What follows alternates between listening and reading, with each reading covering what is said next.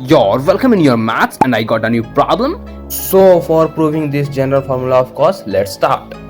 Now let's take an example to prove that cos theta in which theta belongs to 2 and pi plus minus alpha is equals to some another alpha angle, because cos theta is the all over general angle which gives us all possible values of angle, and let we take cos theta is equal to cos 60 degree and alpha is what?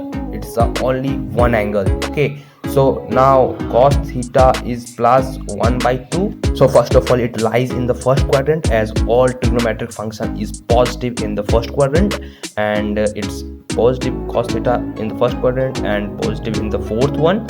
So it lies also here, which is minus 60 degree. We can let it, and it is minus pi by 3. We can also say it. Okay, now remember that alpha is the single angle which lies in the first quadrant here, but theta is all possible angles which also lies in the fourth quadrant, and in every 2 and pi it repeats. Now you can see that in every 2 and pi, when you subtract and add pi by 3, it gives the same result as cos pi by 3 gives us. So name it any angle alpha. So every 2 and pi, when you add and subtract alpha, it gives the same result as cos alpha gives you. So this is how the formula is proved.